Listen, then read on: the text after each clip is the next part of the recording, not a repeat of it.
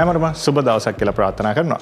Glamour shoot එකක් කිව්වම ගොඩක් අයගේ ඔළුවට එන්නේ මේ වගේ ලොකු lighting setups තියෙන studio setup එකක්. ඒ කොහොම වුණත් මම අද ඔයගලන්ට පෙන්නනවා මේ වගේ simple speed light එකක් පාවිච්චි කරලා කොහොමද glamour shoot එකක් කරන්න කියලා.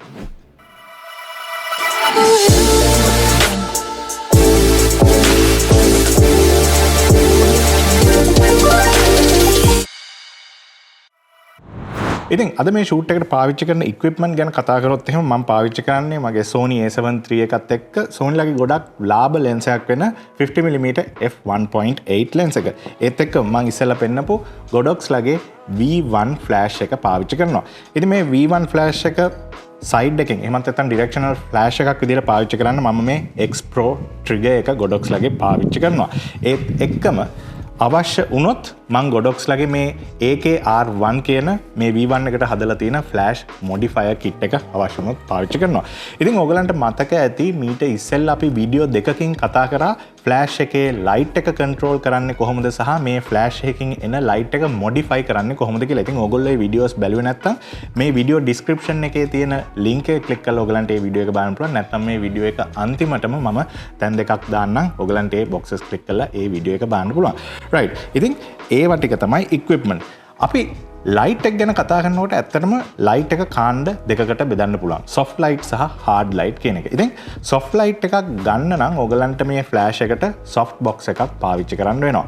නමුත් මම අද මේ soft box පාවිච්චි කරන්නේ නැතුව මේකේ එන light එක ඒ විදිහටම hard light එකක් විදිහට පාවිච්චි කරන්නේ. මොකද මම හිතනවා Glamour shoot එකකට මේ වගේ hard light එකක් පාවිච්චි කළොත් සමහර විට ඔයගලන්ගේ portrait වලට ගොඩක් dramatic feeling එකක් ගන්න පුළුවන් වෙයි කියලා. ඉතින් අපි බලමු ඒක කොහොමද එන්නේ කියලා.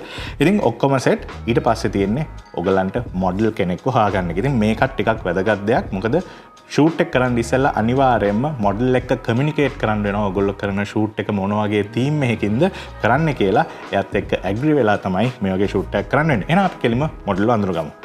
ඉතින් අඳුරගන්න මේ ඉන්නේ අපේ model මේ ඇවිල්ලා Olga. ඉතින් ඔයගලන්ට Olgaව follow කරන්න පුළුවන් Instagram links මම මේ video description එකේ දාන්නම්.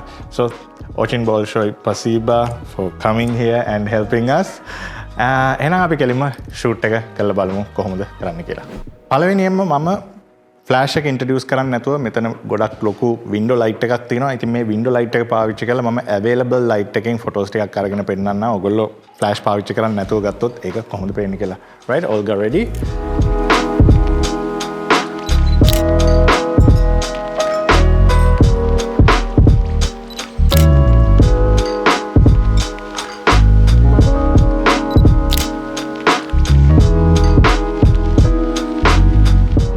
right. ඉතින් ඔන්න ඔය විදිහට තමයි ඔයගොල්ලෝ ෆ්ලෑෂ් එකක් පාවිච්චි කරන්නේ නැතුව available light පාවිච්චි කරලා ෆොටෝස් ගත්තොත් ඔල්ගාගේ ෆොටෝස් ටික පේන්නේ. ඉතින් දැන් මම මේ V1 ෆ්ලෑෂ් එක ඉන්ට්‍රොඩියුස් කරන්න හදන්නේ. ඉතින් අර ඉස්සෙල්ලා අපි කතා කරපු වීඩියෝ එකේ වගේ මම දැන් මේ ambient light එකේ exposure එක 1 stop 1.5 stop වලින් under expose කරලා තමයි මම මගේ flash එක introduce කරන්නේ. ඉතින් අපි flash එක introduce කරලා බලමු. ඉතින් මෙතනදී මම ඉස්සෙල්ලා කිව්වා වගේ අපේ flash එකට කිසිම modifier එකක් පාවිච්චි කරන්නේ නැතුව Olgaගේ එක පැත්තකින් side light එකක් විදිහට මම පාවිච්චි කරා මේ පේන විදිහට.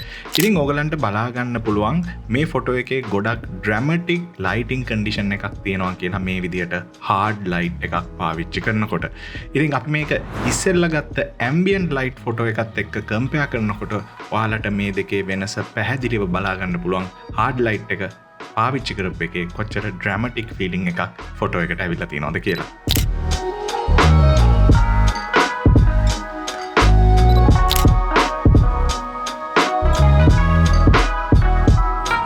ඉතින් දැන් Olga ඉන්නවා මෙතන බුක් ෂෙල්ෆ් එකක් ඉස්සරහා වගේ.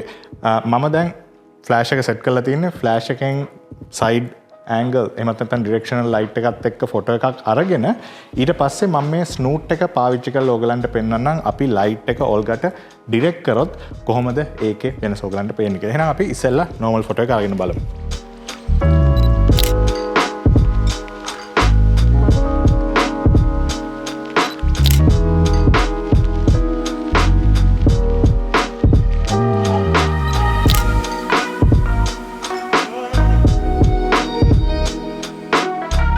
ඊට පස්සේ මම කරේ Godox ලගේ AKR1 ෆ්ලෑෂ් මොඩිෆයර් කිට් එකේ එන මෙන්න මේ ස්නූට් එක අපේ V1 ෆ්ලෑෂ් එකත් එක්ක පාවිච්චි කරා. ඉතින් මේක මේ විදිහට පාවිච්චි කරනකොට වෙන්නේ ෆ්ලෑෂ් එකෙන් හැම තැනම යන ආලෝකය එක තැනකට විතරක් යොමු කරන එක. ඉතින් මේකෙන් ඔයගලන්ට පුළුවන් වෙනවා ඔයගලන්ගේ ෆොටෝ එකේ එක තැනක් විතරක් ලයිට් අප් කරගන්න. ඉතින් අපි බලමු මේක පාවිච්චි කරලා ෆොටෝස් ටිකක් ගත්තම ඒක කොහොමද පේන්නේ කියලා.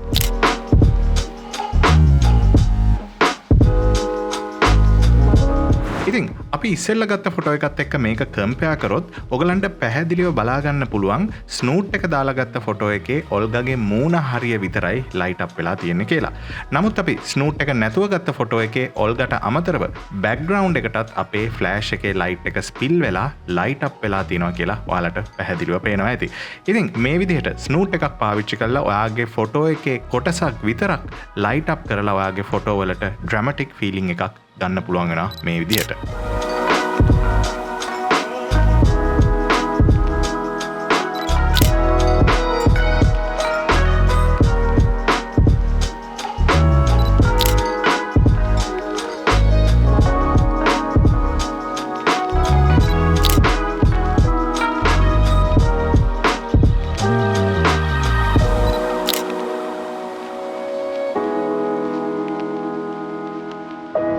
ඉතින් ඔය විදිහට ඔයගලන්ට මේ ෆ්ලෑෂ් එකේ ලයිට් එක ස්නූට් එකකින් ඩිරෙක්ට් කරලා ටිකක් ක්‍රියේටිව් විදිහට ෆොටෝස් ගන්නත් පුළුවන්. මොකද මේ ෆ්ලෑෂ් එක බෙයා ලයිට් ඔයගොල්ලෝ පාවිච්චි කරනකොට මේකේ ලයිට් එක ගොඩක් විහිදෙන හින්දා හැමතැනම එකම විදිහට ලයිට් අප් වෙනවා. ඉතින් මේක අර වගේ ස්නූට් එකක් එහෙමත් නැත්නම් මේ විදිහේ හනිකොම් ග්‍රිඩ් එකක් පාවිච්චි කරලා ඔයගලන්ට මේ ලයිට් එක ස්ප්‍රෙඩ් වෙන එක වළක්වලා එක තැනකට ඩිරෙක්ට් කරන්න පුළුවන්.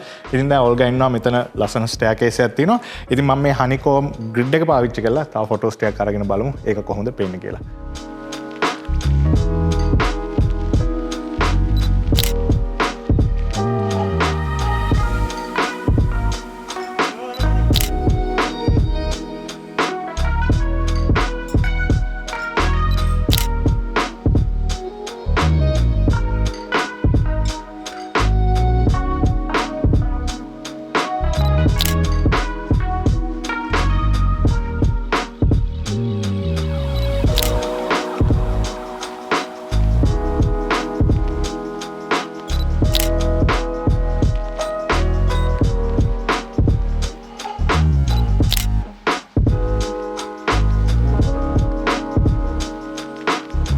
ඉතින් අද අපි කරපු දේවල් පොඩ්ඩක් රීකැප් කරොත් එහෙම ස්පෙෂලි අපි ග්ලැමර් ෂූට් එකක් කරේ සොෆ්ට් ලයිට් එකක්. ඒ කියන්නේ සොෆ්ට් බොක්ස් එකක් පාවිච්චි කරන්නේ නැතුව කෙලින්ම මේ ෆ්ලෑෂ් එකේ එන හાર્ඩ් ලයිට් එක පාවිච්චි කළා. ඉතින් අපි කෙලින්ම ෆ්ලෑෂ් එකේ ලයිට් එක පාවිච්චි කරා. ඊට පස්සේ ස්නූට් එකක් පාවිච්චි කරා. ඊට පස්සේ මේ වගේ හනිකොම් ග්‍රිඩ් එකක් පාවිච්චි කළා. ඉතින් මේ විදිහට ඔයගලන්ට අත්හදා බලන්න පුළුවන් මේ ලයිට් වලට එන එක එක මොඩිෆයර් වලින්. ඒ කොහොම වුණත් අපි මෙතනින් ලයිට් එක සොෆ්ට් කරේ නෑ. මේ කෙලින්ම එන හાર્ඩ් ලයිට් එක තමයි පාවිච්චි කරේ. මොකද මම ඉස්සෙල්ලා කිව්වා වගේ මේ හાર્ඩ් ලයිට් එකෙන් ඔයගලන්ගේ පෝර්ට්‍රේට් වලට එහෙමත් නැත්නම් මේ වගේ ෂූට් එකකට ටිකක් ඩ්‍රැමැටික් ලුක් එකක් දෙන්න පුළුවන්. හැබැයි මෙතන එක දෙයක් මතක තියාගන්න අපි හැම වෙලාවෙම ඇම්බියන්ට් ලයිට් එකට එක්ස්පෝස් කරලා ඒකට වඩා ස්ටොප් එකක් හරි ස්ටොප් එකමාරක් හරි අන්ඩර් එක්ස්පෝස් කරලා තමයි අපි ෆ්ලෑෂ් එක ඉන්ට්‍රොඩියුස් කරේ. ඉතින් ඒකෙන් තමයි අපිට ඇම්බියන්ට් ලයිට් එකත් එක්ක සබ්ජෙක්ට් එක ටිකක් වෙන් කරලා බලා ගන්න පුළුවන් වෙන්නේ ෆ්ලෑෂ් එක ආපුවම. අනිත් දේ තමයි අපි මේ ෆ්ලෑෂ් එක ඩිරෙක්ෂනල් ෆ්ලෑෂ් එකක් විදිහට පාවිච්චි කරේ. කැමරා එක උඩ දාලා ඔන් කැමරා ෆ්ලෑෂ් එකක් විදිහට නෙමෙයි පාවිච්චි කරේ. ඉතින් ඒ විදිහටත් ඕගලන්ගේ ෆොටෝ එකට ගොඩක් ඩ්‍රැමැටික් ලුක් එකක් අරගන්න පුළුවන්. ඉතින් අපි තව ෆොටෝස් ටිකක් අරගෙන බලමු. මොකද මේ වගේ ෂූට් එකකදී ඔයගොල්ලන්ට අත්හදා බලන්න වෙනවා හැම තැනටම ගිහිල්ලා හැම ඇන්ගල් එකකම ෆොටෝස් අරගෙන කොයි විදිහටද හරියටම එන්නේ කියලා.